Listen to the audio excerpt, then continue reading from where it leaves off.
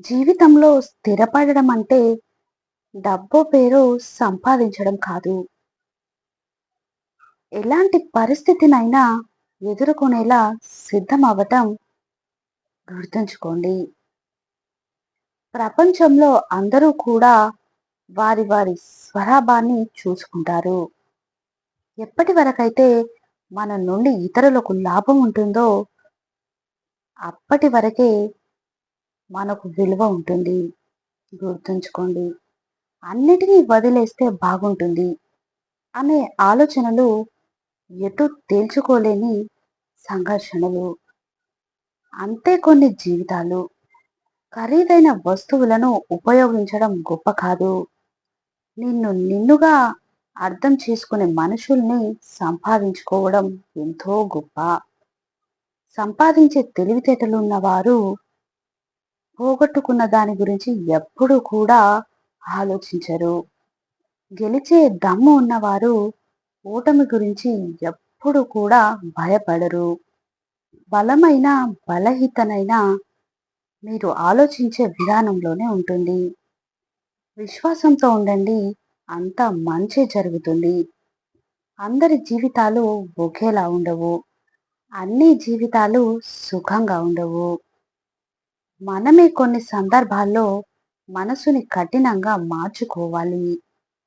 వేదన మనసుకి తాగితే కన్నీళ్లు సమాధానం చెప్తాయి. కొన్ని సంఘర్షణల్లో మన మనసుకి మనమే సర్ది చెప్పుకోవాలి. మనసును అర్థం చేసుకునే వారికి మన రూపంతో పని లేదు. అవసరంతో ప్రేమ చూపించే వారికి మన మనసుతో పని లేదు. మనుషులు ఎప్పుడూ కూడా అబద్ధాలు నమ్మడానికి ఎవ్వరూ ఆలోచించరు. కానీ నిజాన్ని నమ్మడానికి మాత్రం ఎంతో ఆలోచిస్తారు. బాగా ఆలోచించి నిర్ణయించుకున్నాక వదిలేయాలని అన్న ఆలోచన కూడా వద్దు.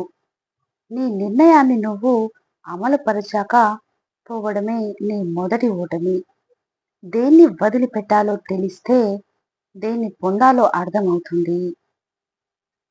అర్థమైందనుకుంటా. కాలం కనికరించదు. బాధ దయ చూపదు. ఆశతో కాదు, అన్నిటికీ సిద్ధపడి బ్రతికినప్పుడే మనసు ప్రశాంతంగా ఉంటుంది. జీవితం సుఖశాంతంగా ఉంటుంది. గుర్తుంచుకోండి. సమస్యను ఎదుర్కోవడమే పరిష్కారానికి ప్రారంభమని, నీకు చెడు కాలం వచ్చిందని ఎన్నడూ బాధపడకు. అది రాకపోతే నీ జీవితంలో నీకు నీ వాళ్ళు ఎవరో పరాయి వాళ్ళెవరో ఎప్పటికీ తెలియకుండానే పోతుంది. అన్నీ మన మంచికే అనుకుని ప్రశాంతంగా ఉండండి. అంతా మంచి జరుగుతుంది. మీరు ఎప్పుడైనా గోశాలను చూసారా? అక్కడ చాలా ఎక్కువ పేడ ఉంటుంది. అక్కడ మీకు ఒక పురుగు కనిపిస్తుంది. దాన్నే పేడ పురుగు అంటారు. అదేం చేస్తుంది? రోజంతా కూడా ఆ పేడలోనే ఉంటుంది. ఆ పేడని ఒక గుండ్రని బంతిలా చేసి తమ బిలంలోకి తీసుకువెళ్ళాలని ప్రయత్నిస్తుంది. ఎంతో శ్రమ కూర్చున్న తర్వాత ఆ పేడ బంతిని తమ బిలం వద్దకి తీసుకువెళ్ళిన తర్వాత దానికి అర్థమవుతుంది. దాని బిలం ఏమో చిన్నది, కానీ పేడ బంతేమో చాలా పెద్దది అని.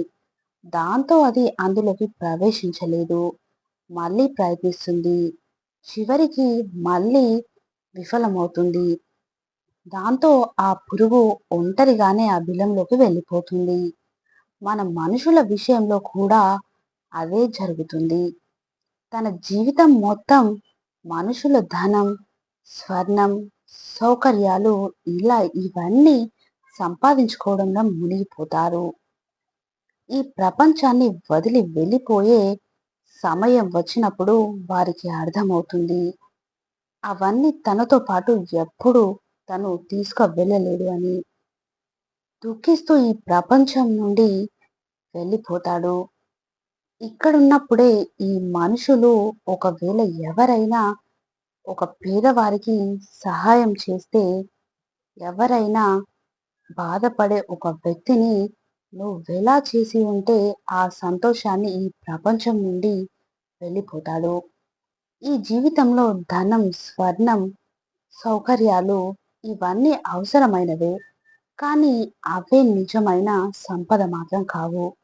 కనుక ఆ నిజమైన సంపదేంటో మీరే అర్థం చేసుకోండి.